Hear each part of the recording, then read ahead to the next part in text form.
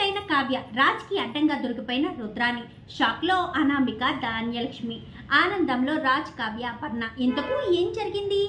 Kavya pregnant అయితే రాజ్కి రుద్రాని అడ్డంగా దొరికిపోవడం ఏంటి? అసలు ఏం జరిగిందనేది వీడియోలో చూసి తెలుసుకునేద్దాం.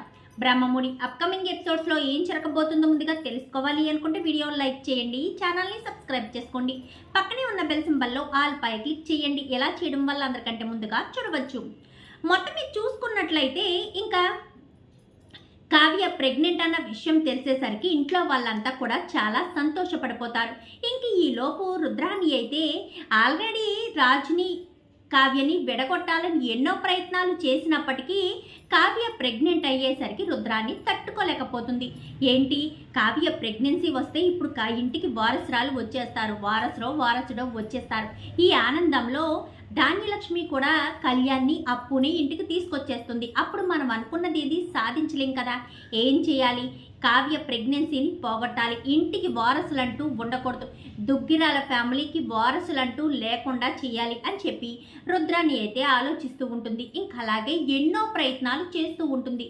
కానీ ఎప్పటికప్పుడు ఎవరికీ తెలియకపోయినా రుద్రాని ప్రయత్నాలు చేస్తుందని ఏదో రకంగా కావ్య తప్పించుకునే ఉంటుంది. ఒకసారి అయితే ఆయిల్ పోస్తుంది, అదే సమయానికి వేరే వాళ్ళు రావడంతో చూసుకోకుండా అడుగు వేయడంతో పొరపాటును వచ్చేసానంటుంది. తర్వాత వేరే ఫుడ్ కోసం అలా ఇలా అలా చాలా ప్రయత్నాలే చేస్తుంది. ఎన్ని ప్రయత్నాలు చేసినా కానీ కావ్యకు మాత్రం ఏమీ కాకపోవడంతో రుద్రాని అయితే ఏదో ఒకటి చేయాలి, ఈరోజు సీరియస్గానే ప్లాన్ చేయాలి అనుకున్న సమయంలో ఇంకా కనకమైతే అపర్ణకి ఫోన్ చేస్తుంది.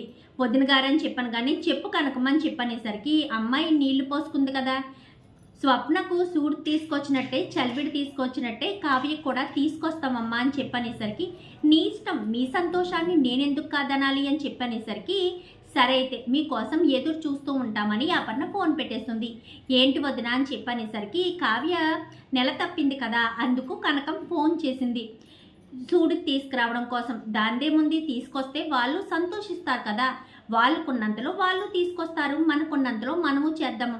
అత్తయ్య గారు ఏదైనా సీమంతం చేస్తే బాగుంటుందేమో కదా అని చెప్పాను కానీ ఇప్పుడు కావ్యకు 5వ నెల వచ్చినట్టుంది కదా అపర్ణ అని చెప్పాను కానీ మొన్ననే వచ్చింది అత్తయ్య గారు అని చెప్పనేసరికి సరే సీమంతానికి ఏర్పాట్లు చేద్దాం, పంతులు గారికి ఫోన్ చేసి మంచి ముహూర్తం చూడమని చెప్పు అని చెప్పనేసరికి పంతులు గారికి ఫోన్ చేయడంతో రేపే మంచి రోజు, సీమంతం చేసుకోండి అమ్మా అని చెప్పాను కానీ సరే అని ఇంకా రేపే అని ముహూర్తం అని చెప్పి కనకానికి ఫోన్ చేసి చెప్తుంది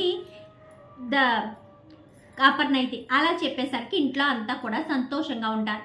రుద్రాని మాత్రం మందు తాగుతూ రాత్రంతా నిద్రపోకుండా ఉంటుంది. ఏంటి మమ్మీ, రేపు సీమంతం అయితే ఈరోజు ఎందుకు ఇంత పార్టీ చేసుకుంటున్నావు అనగానే నేనేమన్నా వాళ్ళు సీమంతం చేసుకుంటున్నారని పార్టీ చేసుకుంటున్నానా, ఆ కావ్య కడుపును పోగొట్టాలని ప్లాన్లు వేసి బుర్ర పని చేయక మందు తాగుతున్నాను అని చెప్పనేసరికి మరి ఏం చేస్తావు మమ్మీ అని చెప్పనేసరికి చూస్తాను, ఖచ్చితంగా రేపే ఏదో ఒక ప్లాన్ చేస్తాను, అది కనకం మీదకు తోసేస్తే ఎలాంటి ఇబ్బంది ఉండదు అని చెప్పనేసరికి కనకం మీద తోసేయడం ఏంటి మమ్మీ అని చెప్పనేసరికి సరే చూద్దాం, నేను ఆల్రెడీ నీకు ఒక రకం ట్యాబ్లెట్లు తీసుకురమ్మని చెప్తాను, అవి వెళ్ళి ఆ డాక్టర్ దగ్గరికి వెళ్ళి తీసుకురాను కానీ సరే మమ్మీ రేపు ఉదయాన్నే వెళ్తానని చెప్పి రాహుల్ అంటాడు.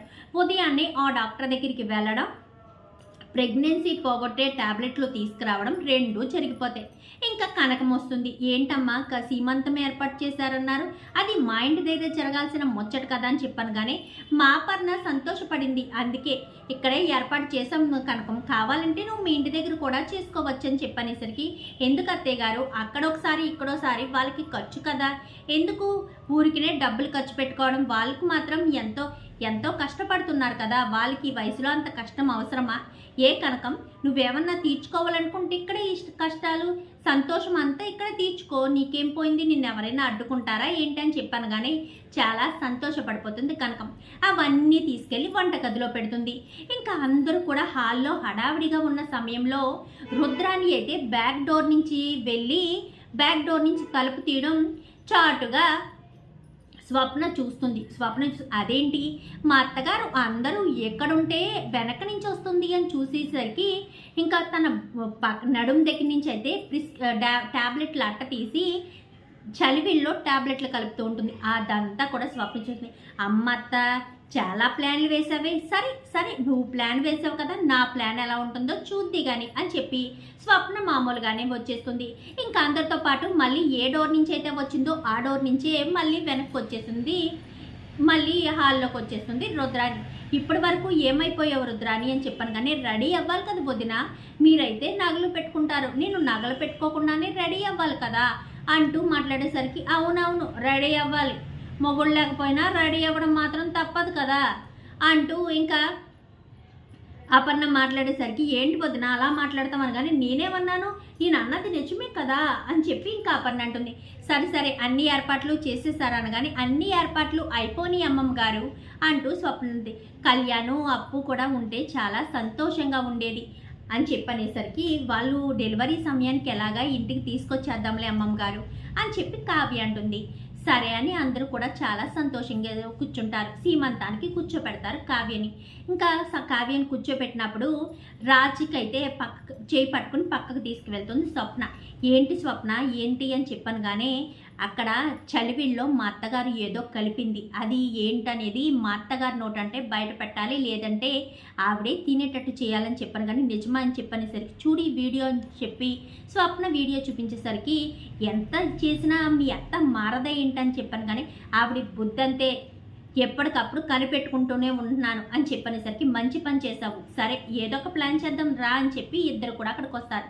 ఇంకా అందరికీ కూడా తాంబూలాలు ఇచ్చినప్పుడు చలివిడి కూడా ఇచ్చేసరికి ఫస్ట్ రుద్రాణి అత్తకి ఇవ్వండి అని చెప్పి రాజు అంటాడు.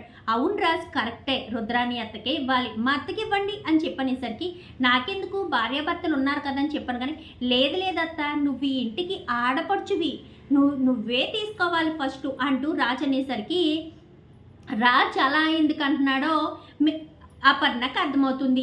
ఇంకా స్వప్న వంక చూసేసరికి స్వప్న కూడా కళ్ళు అలా చిటికెలించేసరికి అవునవును ముందు రుద్రానికి ఇవ్వండి అని చెప్పాను కానీ రుద్రాన్ని చేతిలో పెట్టడంతో తినత్తా అని చెప్పనేసరికి అదేంటి రాజ్ ఇప్పుడే చేతిలో పెట్టి అప్పుడే తినమంటున్నారు, తింటానులే తర్వాత అని చెప్పాను కానీ లేదత్తా ఇప్పుడే తినాలి, నువ్వు తినవా నేను తినిపించినా అంటూ ఇంకా ఎంతో ప్రేమగా తిను, అంత అల్లుడు అంత ప్రేమగా తినిపిస్తుంటే తినడానికి ఏంటి బాధ రుద్రాని, తిను తిను అని చెప్పనేసరికి నాకొద్దు అంటూ కింద పడేస్తుంది. ఏంటత్త ఏదో ముచ్చట పడి నీకే ముందుగా తాంబూలం ఇస్తే ఇలా కింద పడేస్తున్నావు, స్వప్న ఇంకొక తాంబూలం చెయ్యి అని చెప్పనేసరికి ఇంకో తాంబూలం ఇచ్చి చలివిడిచ్చేసరికి తినత్తా అని చెప్పాను కానీ వద్దు వద్దు అంటూ కింద పడేస్తుంది.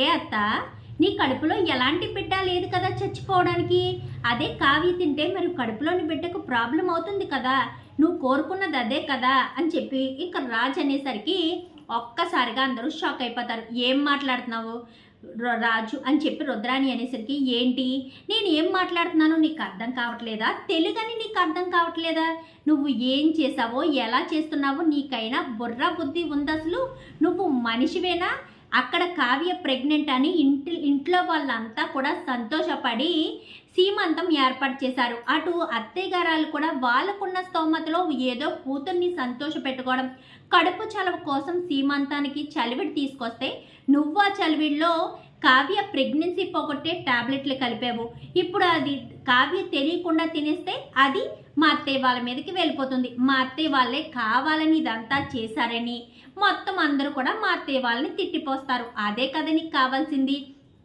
ఎలాంటి మనిషివేంటో నాకు అర్థం కావట్లేదు, కుటుంబం సంతోషంగా ఉంటే చూడలేని మనస్తత్వమే ఏంటత్తా నీది, అసలు నీ బుద్ధి ఏంటి మనిషివేంటి, ఇంట్లో ఇంతమంది మంచి వాళ్ళు ఉన్నారు, మంచి వాళ్ళ మధ్యలో ఉంటూ కూడా నీకు మంచితనం రాకపోవడం ఏంటో నాకు అర్థం కావట్లేదు అని చెప్పనేసరికి అది కాదు రాజు అని చెప్పనేసరికి ఇంకా చాలు నువ్వు ఇంకా మాట్లాడింది చాలు అని చెప్పనేసరికి ఏంటి ఇంకేంటి మాట్లాడేది అని చెప్పనగానే సరే అయితే అని చెప్పనగానే ఏంటి సరే ఇప్పుడు నువ్వు చేసిన తప్పు చిన్న తప్పు అనుకుంటున్నావా, పెద్ద తప్పు, అదే కావ్య పొరపాటును కనుక ఆ చలివిడి తినుంటే పరిస్థితి ఏంటి, మమ్మీ ఒక్క క్షణం కూడా రుద్రాని అత్త ఇంట్లో ఉండడానికి వీల్లేదు, రుద్రాని అత్త ఇంట్లో మాత్రం ఉంటే కావ్య నేను ఇంట్లో ఉండము, ఇంట్లోంచి వెళ్ళిపోతాము అని చెప్పి అనేసరికి మనసులో కూడా రుద్రాని అది అనుకుంటుంది, ఎలాగా కళ్యాణ్ అప్పు వెళ్ళిపోయారు కాబట్టి మీరు కూడా వెళ్ళిపోండి, ఇంకా ఏంటత్త కళ్యాణ్ అప్పు వెళ్ళిపోయారు కాబట్టి మేము ఇంట్లోంచి వెళ్ళిపోవాలని కోరుకుంటున్నావు కదా, నీకు ఇంకొక షాక్ ఇవ్వనా, రారా కళ్యాణ్ అని చెప్పనేసరికి కళ్యాణ్ అప్పు ఇద్దరు కూడా వస్తారు. నువ్వు ఊహించలేదు కదా వాళ్ళు వస్తారని. నేనే వాళ్ళని ఇంటికి తీసుకొచ్చేటట్టు చేశాను.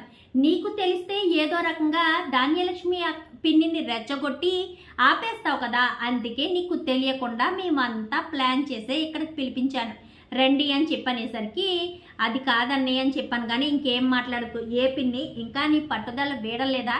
రుద్రాణి అత్త కుట్ర గురించి, రుద్రాణి అత్త మైండ్ గురించి, రుద్రాణి అత్త శాడిజం గురించి తెలిసిన తర్వాత కూడా ఇంకా నువ్వు రుద్రాణి అత్త మాటలే నమ్ముతూ ఇంకా నీ కొడుకు కోడల జీవితాన్ని నాశనం చేస్తావా? కళ్యాణ్ సంతోషంగా ఉంటే నువ్వు చూస్తూ ఉండలేవా పిన్ని అని చెప్పనేసరికి, అదేంట్రా చాలా మాట్లాడతావు, కళ్యాణ్ సంతోషం నాకు ముఖ్యం కాదని చెప్పాను. కానీ కళ్యాణ్ సంతోషమే నీకు ముఖ్యమై ఉంటే ఖచ్చితంగా కళ్యాణ్ సంతోషం కోసం పెళ్లి చేసుకున్నప్పుడు ఇంటికి తీసుకొచ్చేదానివి. కానీ రుద్రాణి అత్త మాటలు నమ్మి కాదు, నువ్వు రుద్రాణి అత్త మాటలు నమ్మి చాలా దారుణంగా ప్రవర్తిస్తున్నావనగానే నేనేం చేశాను రాజ్ అని చెప్పనేసరికి, ఇంకా చాలా పిన్ని వెళ్ళి ఇక అప్పుకి కళ్యాణ్కి హారతి ఇచ్చి లోపలికి తీసుకురా అని చెప్పాను. కానీ సరే అని ఇంక వెళ్తుంది. అది కాదు రుద్రాణి అని చెప్పాను. కానీ షటపత, ఒక్క మాట నోటంటే వచ్చినా కానీ ఒక్క క్షణం కూడా నువ్వు ఇంట్లో నిలబడవు. అయినా నేను ఇంట్లో ఉండాలని నేను అనుకోవట్లేదు కదా, ఇంట్లోంచి బయటికి గెంటేస్తాం. మమ్మీ ఒక్క క్షణం కూడా రుద్రాణి అత్త కానీ రాహుల్ కానీ ఇంట్లో ఉండడానికి వీల్లేదు. వాళ్ళు ఇంట్లో ఉంటే మాత్రం ఇల్లు 2 ముక్కలు అవ్వడం ఖాయం. ఇలాంటి వాళ్ళని మనం పక్కన పెట్టుకుని మనశ్శాంతిగా ఉండలేం. పామును పక్కన పెట్టుకుని పడుకున్నంత ప్రశాంతతగా రుద్రాణి అత్తను పెట్టుకుని అస్సలు ఉండలేం. దయచేసి వాళ్ళని ఇంట్లోంచి పంపించేయండి అని చెప్పాను. కానీ నువ్వే చెప్పిన తర్వాత ఇంకా రుద్రాణిని ఇంట్లో భరించవలసిన అవసరం ఏముంది రాజ్? రుద్రాణిని ఇప్పుడే ఈ క్షణమే ఇంట్లోంచి బయటికి గెంటేద్దామని చెప్పి ప్రకాశం అంటాడు. అందరూ కూడా అలా అనేసరికి, నేను తప్పు చేశాను, నన్ను క్షమించండి అనగానే, చిచ్చి నువ్వు తప్పు చేసావని నువ్వు నీ నోటితో చెప్తున్నావా? నిజంగా నీకు తప్పు చేసి క్షమాపణ చెప్పే మనస్తత్వం ఉన్నదానివేనా? ఒక్క క్షణం ఉండొద్దని చెప్పి రాజ్ అయితే అక్కడి నుంచి సీరియస్గా వెళ్ళి రుద్రాని రాహుల్ బ్యాగులు తెచ్చి బయటపడేస్తాడు. ఒక్క క్షణం కూడా ఉండడానికి వీల్లేదు, వెళ్ళిపోండి అని చెప్పాను. కానీ ఇంకేం మాట్లాడకుండా సైలెంట్గా అక్కడి నుంచి వెళ్ళిపోతారు. చూద్దాం రాబోయే ఎపిసోడ్స్లో ఇలాగే జరగాలని మీరు కూడా కోరుకుంటే వీడియో నచ్చితే లైక్ చేయండి, ఛానల్ని సబ్స్క్రైబ్ చేసుకోండి, పక్కనే ఉన్న బెల్ సింబల్లో ఆల్ పై క్లిక్ చేయండి. ఎలా చేయడం వల్ల అందరికంటే ముందుగా చూడవచ్చు.